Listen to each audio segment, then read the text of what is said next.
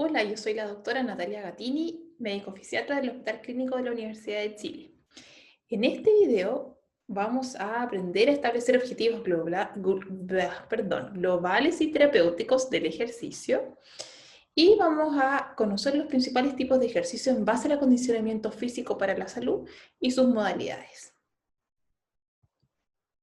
Ahora, dijimos que el ejercicio era una actividad que se hacía para lograr un objetivo, que es algo que es planificado, estructurado, repetitivo en el tiempo, tiene periodicidad, pero queremos hacer un entrenamiento de tal tipo, de tal intensidad, tantas veces a la semana, porque queremos lograr punto, punto, punto. Este es el punto, punto, punto.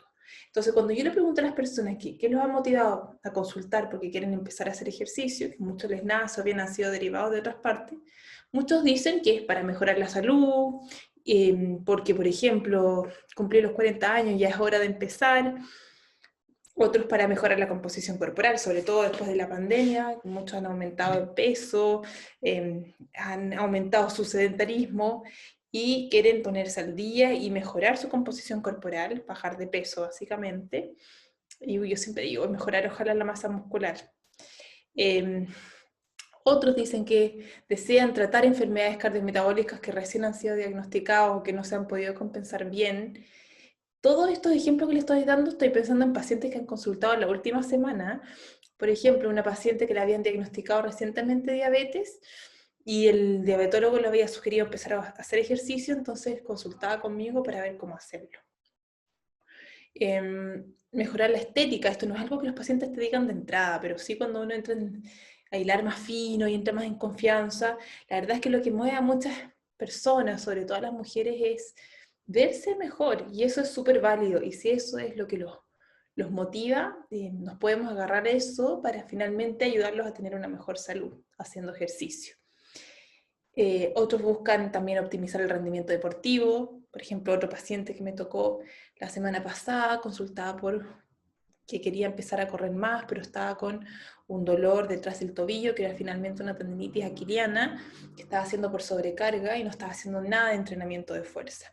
Entonces también muchos buscan mejorar el rendimiento deportivo, pero eso es un fin más, valga la redundancia, deportivo, que no vamos a cubrir en esta presentación.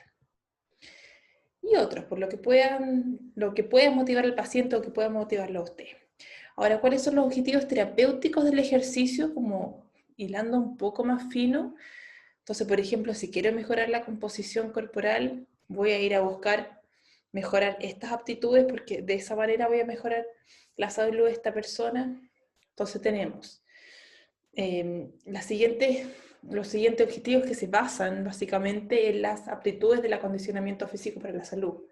Entonces podemos buscar mejorar y mantener la capacidad aeróbica, mejorar las aptitudes del músculo como la fuerza, la resistencia, la potencia, el trofismo, mejorar la composición corporal, en el fondo disminuir el porcentaje de grasa, mejorar la masa ósea y muscular, mantener y mejorar el rango articular y la flexibilidad. Un paciente, por ejemplo, que esté muy limitado por una tendinitis, que tiene su tendón muy acortado. Mejorar la coordinación y el equilibrio. También es otro, como personas que son de mayor edad, que tienen algunas alteraciones neuromusculares, etc. O quienes busquen por fines de ejercicio mejorar aquello. Alguien que quiere empezar a hacer baile entretenido y no es muy coordinada, quiere prevenir también lesiones como esguinces de tobillos por un movimiento mal ejecutado, también es un objetivo terapéutico válido. Entonces, como ya vimos, el acondicionamiento físico es un estado de salud y bienestar el cual permite a la persona responder ante las demandas físicas que nos ofrece la vida, ya desde las actividades de la vida diaria hasta actividades deportivas. ¿Cuáles son los distintos tipos de ejercicios? Estos se basan en mejorar las aptitudes del acondicionamiento físico para la salud. Entonces tenemos el ejercicio cardiorrespiratorio, el ejercicio de sobrecarga muscular, que incluye el entrenamiento de la fuerza y de la resistencia muscular, los ejercicios de elongación, como la flexibilidad, y los ejercicios de equilibrio y coordinación.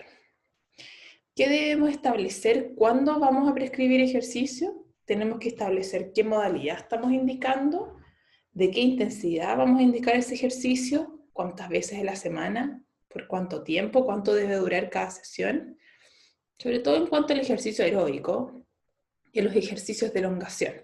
Los de fuerza lo hacemos más en base a repeticiones e intensidad. Y finalmente la progresión, ir viendo cómo ir progresando en el tiempo. Ahora, si le es difícil memorizar esto, es más fácil acordarse de la estrategia FIT. Entonces, cuando ustedes tengan un paciente enfrente y le quieran indicar ejercicio, pueden tomar una receta, escriben la palabra FIT y van rellenando, así de simple. FIT es frecuencia, intensidad, tipo, tiempo. ¿Ya? Ahora, a mí me hace más sentido empezar por tipo. Entonces, yo voy a indicar de ejercicio aeróbico, tantas veces a la semana, de tal intensidad, tanto rato, para lograr los 150 minutos de actividad física moderada, por ejemplo. Pero por otra parte, esto es más fácil de acordar, así que por último, como mnemotecnia es bastante práctico. Ahora, ¿cómo vemos o cómo medimos intensidad de ejercicio? Primero empecemos por el aeróbico o bien dicho cardiorrespiratorio. Acuérdense que uno puede llegar a hacer un ejercicio vigoroso, intenso, cardiorrespiratorio, y ya sería un ejercicio más bien anaeróbico, pero coloquialmente es más conocido como ejercicio aeróbico, ¿ya? Pero el término correcto es cardiorrespiratorio. Ahora, el gold standard para medir la capacidad cardiorrespiratorio es medir el máximo consumo de oxígeno. Esto se hace en una bicicleta o en una trotadora con un medidor de gases, una máquina que se pone acá, que mide el consumo de oxígeno. Es la misma máquina que se usa para hacer la calorimetría en reposo en sujetos que quieren estimar su gasto metabólico basal, ¿ya? Pero es una prueba que es de difícil acceso, no todas las clínicas lo tienen, en el hospital solo lo tenemos en la Facultad de Quine en este minuto con fines más bien investigativos o deportivos. En la Santa María se usa en clínica, en la Clínica Las Condes, en la Universidad Católica también lo tienen para su uso en clínica, pero es una prueba que, si bien es el gold standard, es costosa, y es riesgosa porque llevamos a los pacientes a máxima intensidad, entonces tiene que ser un profesional que esté preparado para hacerla. Hay que entrenarse y hay que estar preparado con un carro de paro por si el paciente sufriera algún evento cardiovascular. Entonces, como les digo, no es tan fácil medirse usando el consumo de oxígeno, ¿ya? Pero esa es te mide en el fondo la máxima capacidad de llevar oxígeno a la célula donde se está entrenando, y en base a eso, en porcentaje a eso, podemos prescribir intensidades de entrenamiento. Otra manera de medir intensidad de ejercicio son los METs consumidos. Como les comentaba, un MET es el gasto energético promedio en reposo, y a medida que uno va haciendo más movimiento, un movimiento de mayor intensidad, va haciendo de mayor METs. O sea, un trote, por ejemplo, podrían ser unos 10 METs, un trote más intenso, unos 17 METs, un pique, 17 o 20 METs, ¿ya? Ahora, quizá también han escuchado que uno puede prescribir o indicar ejercicio o alguna actividad física en base al porcentaje de la frecuencia cardíaca máxima. Entonces se estima que la frecuencia cardíaca máxima de cada persona es igual al 220 menos la edad. Entonces, por ejemplo, si queremos entrenar al 60% un sujeto que tiene 25 años, le resto 25 a 220, eso me da 195 latidos por minuto, y yo calculo el 60% de 195 me da 117. Entonces le digo a este sujeto que vaya, que haga un ejercicio mantenido por a 60% de su máxima capacidad, es decir, en su caso a 117 latidos por minuto, ¿ya? Ahora, lo que pasa con el ejercicio es que a medida que los individuos se van entrenando, se va desarrollando mejor el sistema parasimpático y hay un mejor control del sistema simpático. Entonces, un sujeto bien entrenado es muy difícil que llegue a su frecuencia cardíaca máxima estimada por esta fórmula. A medida que nos entrenamos más, nuestra frecuencia cardíaca máxima va disminuyendo y nuestra frecuencia cardíaca en reposo va disminuyendo.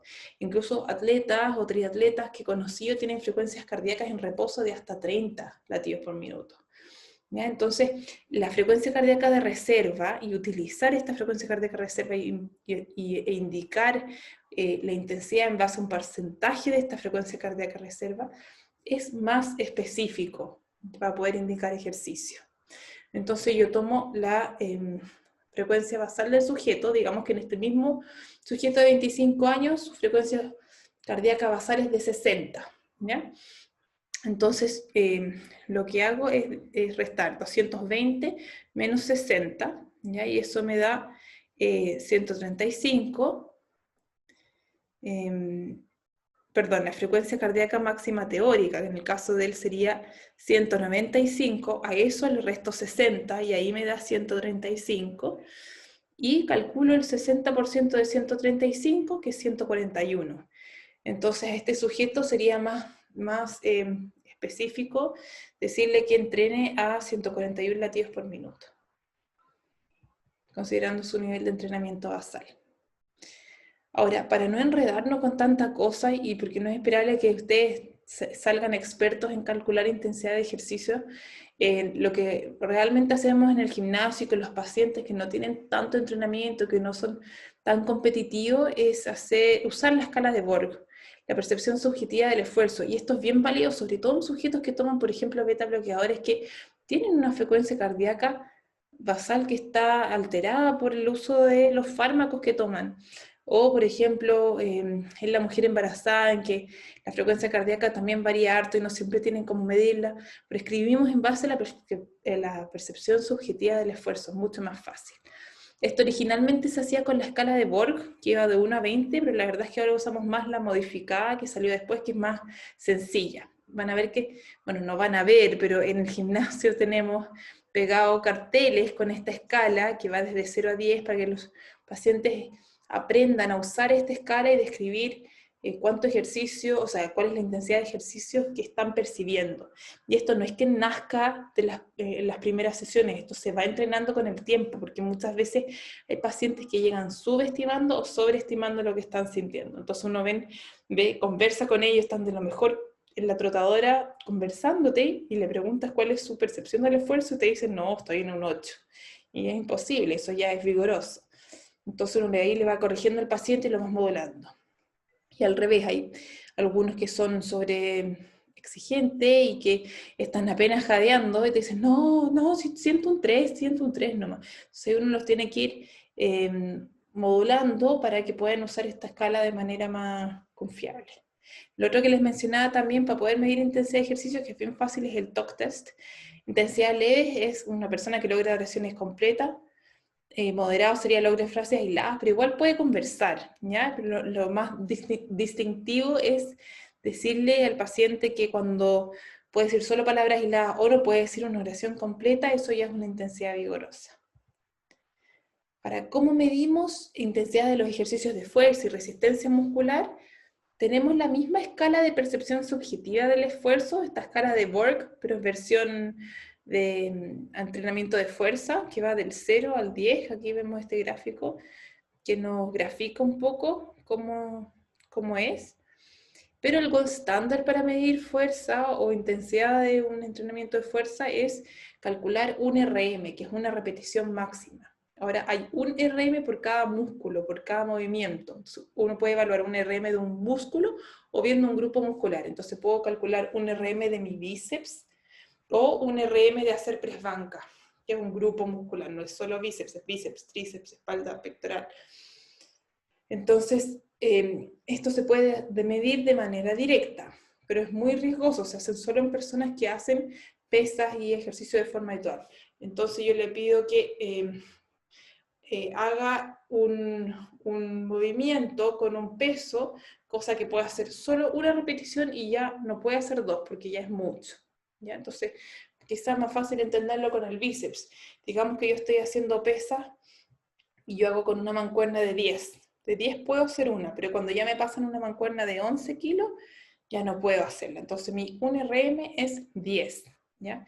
Ahora, como les digo, esto es riesgoso porque tiene que ser una persona, para llegar a hacerle una medición directa, que esté acostumbrada a hacer esos ejercicios, que tenga ya incorporada que la biomecánica sea la correcta, que sea un gesto motor que corresponda, que no se vaya a lesionar, porque es un ejercicio maximal. Entonces lo que hacemos muchas veces es hacer una estimación indirecta de un RM a través de un método que van a ver en el práctico de ejercicio que van a ver a continuación. Ahora, ¿cómo prescribimos ejercicios de fuerza? En general, uno puede buscar entrenar distintas aptitudes del músculo, pero cuando buscamos entrenar fuerza y un poco de resistencia también para la salud, siempre buscamos indicar ejercicios que el paciente puede hacer entre 8 y 15 repeticiones. Si ya está haciendo más de 15 repeticiones, el peso es muy bajo y está entrenando solo resistencia muscular, no mucha fuerza. En cambio, si el peso es tanto que apenas puede hacer 6 repeticiones o 5 o 4, pero no puede más de 6, eso es más para hipertrofia muscular, que son otros fines, ¿ya? Pero para la salud en general prescribimos intensidades de ejercicios con la cual el paciente puede hacer entre 8 y 15 repeticiones, no más, ni tampoco menos, o si no está muy intenso. Ahora, hay otras clasificaciones que la verdad no me interesa mucho que entremos en esta presentación y en esta clase, pero quizá después lo pueden leer con calma para entender a veces las indicaciones o lo que describen con los pacientes, los otros profesionales de la salud. Hay otras clasificaciones, quizás es interesante mencionar el ejercicio excéntrico, que es el ejercicio cuando dos articulaciones se alejan, ¿ya?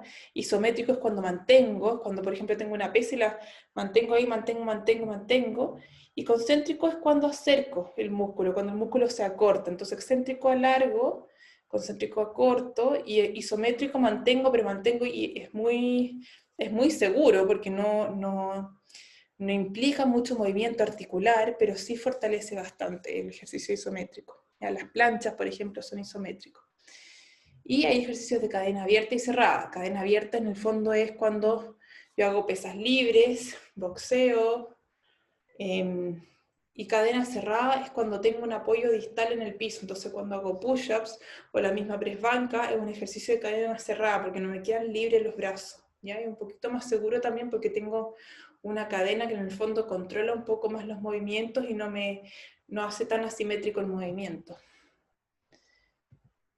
Entonces, ¿qué es lo que realmente me gustaría que se quedaran de esta clase? Me gustaría que aprendan o les quede claro cómo establecer cuáles son los objetivos globales o generales que nos planteamos con los pacientes con el ejercicio, que es algo más de sentido común, diría yo, y diferenciar esto de cuáles son los ejercicios terapéuticos que vamos a dejar para el ejercicio, que se basan principalmente en mejorar una o varias de las aptitudes del acondicionamiento físico para la salud. Y lo otro que me gustaría también es que logren reconocer los principales componentes a describir para poder hacer una prescripción de ejercicio. ¿Ya? Eso. Nos vemos en el siguiente video. Adiós.